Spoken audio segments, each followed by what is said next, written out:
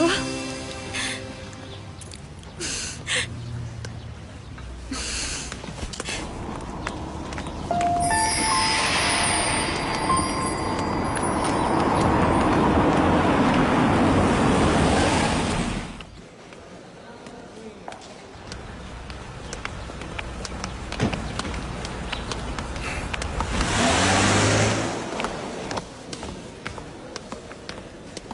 May meeting ka mula 8:26 hanggang 8:52 a.m.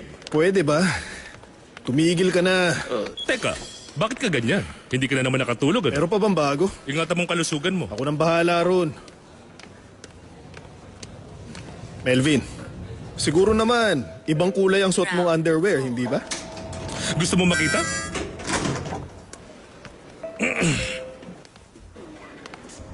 Door closing.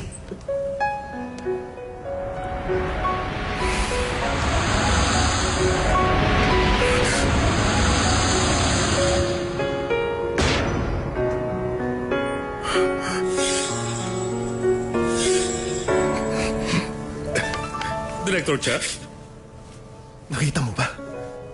anong ibig mong sabihin? Yung babaeng nakaitim. Yung sumakay sa kabilang elevator. Sigurado ka bang wala ka nararamdaman? May lagnat ka ba? Wala naman ah.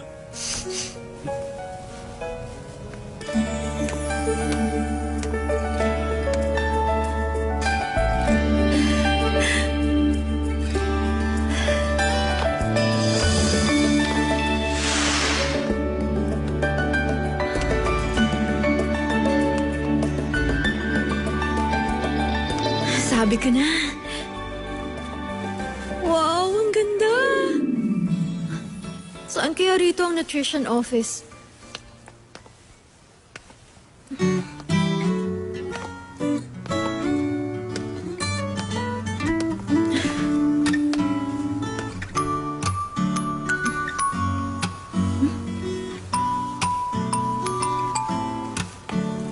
Magkakaroon din ako nito. Sigurado na. Dito nga ako. Okay. Ang swerte ko, may trabaho na ako. Trabaho na ako.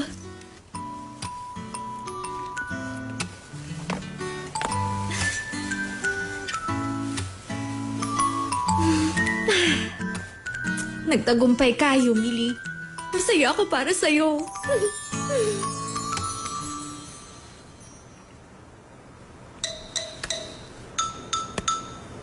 Ako nga palang bagong nutritionist ng Debok Group at Yumili ang pangalan ko. Kinagagalak ko kayong makilala.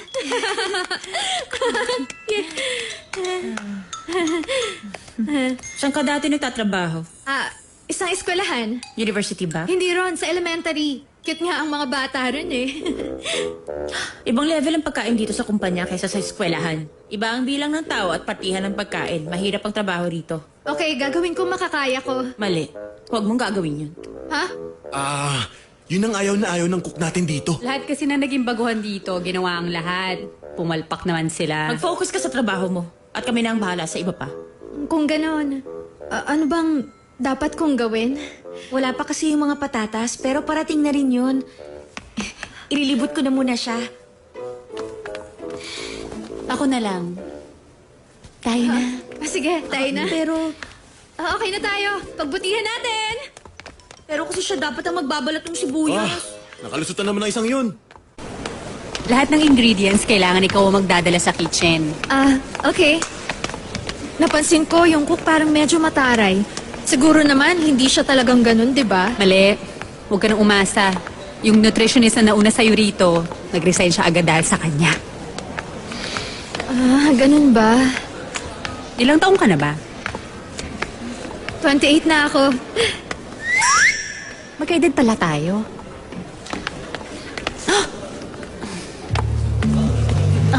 Ang sexy. Laging terno ang suit niya mula ulo hanggang paa. Sino bang lalaking yun? Siya ang sekretary ng director. Kakaibang style niya.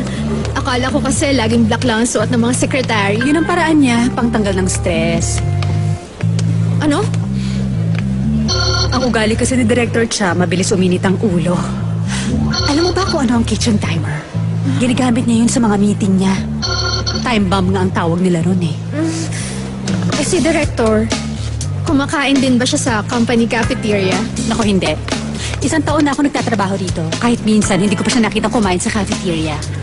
Balita ako, tinapay lang o instant noodles ang kinakain niya kasi wala siyang panahon para kumain. Ganon. Ang muscles niya at ang balikat niya perfect pa rin.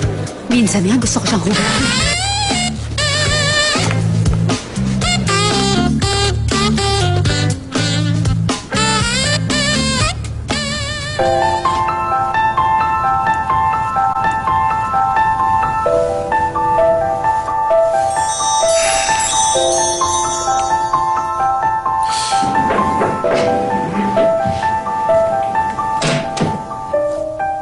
Director Cha, oras na para sa meeting niyo. Okay.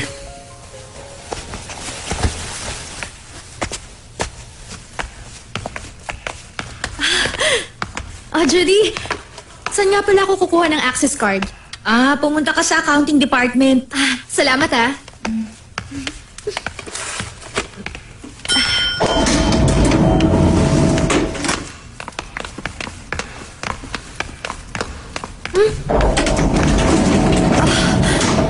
Mali. Dapat kasi alerto ako kung gusto kong magtagal dito.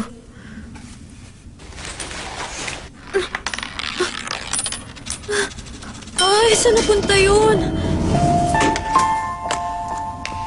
Nasaan na? Oh. Sa susunod na lang ako. Ay, ano ba yun? Saan kaya napunta yung coin ko? Sir? Sige na, umupo na kayo. Huwag nating sayangin ang oras. Magsimula na tayo. Alam ko na lahat kayo, time bomb daw ang tawag dito. Gusto ko sanang gantimpalaan ang nagpangalan nito. Nagustuhan ko ang binigay niya. Kung ganoon, tapusin natin to bago sumabog ang bomba. Yes. Para mabigyan ng emphasis ang produkto natin at ang brand model ay ang may-ari mismo, baka pwedeng gumawa tayo ng Tama event na. para- Next.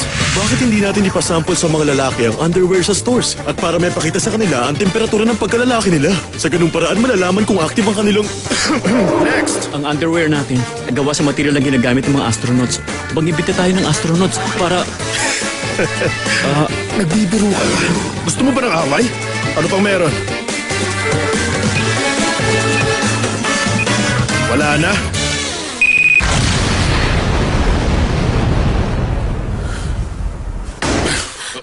Ang dami! Ang dami-dami nyo rito. Yun lang ba ang kaya nyong gawin para sa... Sir Gino! Sir Gino! Hindi talaga kita maintindihan, ha? Unahin mo muna ang kalusugan mo. Ipaubaya mo muna sa amin ang kumpanya. Ang gagawin ko yun. Anong kalokohan naman ang gagawin nyo? Okay lang na magtrabaho ka, pero kailangan mo munang unahin ang kalusugan Tama mo. yun. Yun ang gusto ko sabihin eh. Kasi kung ipipilit Hindi mo... kaya ang paggastos lang ng pera ang gusto mo? Nasa emergency management pa tayo ngayon. Kaya huwag kang pupunta-punta rito at uutos-utusan ako ng kung ano-ano. Ang mabuti pa, gawin nyo na lang ang trabaho nyo. Sige. Yun ang gagawin namin eh. Magpahinga ka na. Umalis na tayo. Yan ang hirap pag health mo na ang affected. Bukas na bukas din. Magre-resign ako. Ano? Ako lahat ang may kasalanan kung bakit ka bigla na lang nag-collapse kanina. Kaya dapat magpalit ka na ng Ano ba sekretary. sinasabi mo riyan?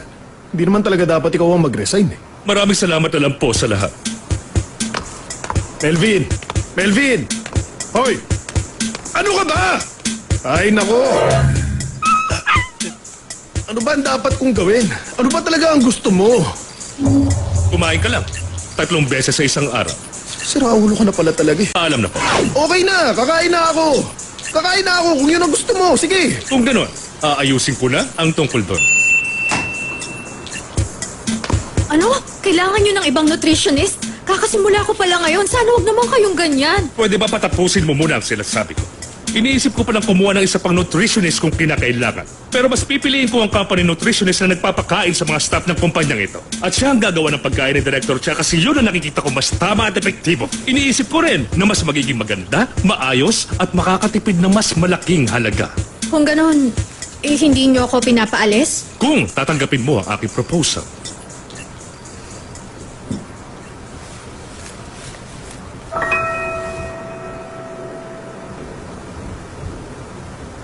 Tatanggapin ko. Ako na ang gagawa ng mga kakainin ni Director Cha. Parte pa rin siya ng kumpanyang to, kaya dapat kami ang mag-asikaso ng mga kakainin niya.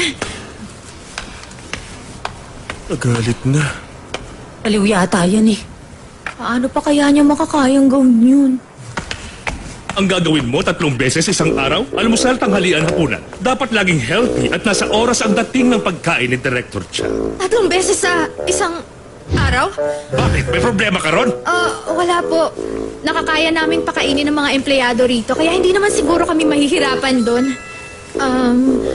Huwag po kayong mag-alala. Gagawin mo to sa loob ng 3 buwan. At gusto kong makita ang pagbuti ng kalusugan ni Director Cha. Pagbutihan mo, gusto kong makita ang kakayahan mo. Paalam. Kaya ko bang gawin yun? Hindi kami pumapayag doon. Pero siya naman ang direktor ng kumpanyang to. Eh ano ngayon sa amin? Ha? Mabuti Wala pa. ba siyang kamay at paa? Papuntahin mo na lang siya rito. Pero masyado siyang busy para gawin niya yon. Kaya nga, Mas busy kami rito. Hindi mo pa alam na bawal maglabas ng pagkain mula sa cafeteria? Ha? Para sa'yo kaalaman, wala ka pa rin permiso mula sa akin. Biro-biro lang ba to sa'yo, ha? Sa palagay mo ba, kaya kong magluto ng pagkain ng ganun-ganun na lang sa tuwing sasabihin mo? pakiusap naman, huwag kang magalit. Uy, tama na yan. Ikaw ang bahala magluto ng pagkain niya. Pag nabog kang umasa, natutulungan ka namin. Okay yung 3. Unahin yung trabaho niyo, ha? Malinaw ba? Tingnan ko lang.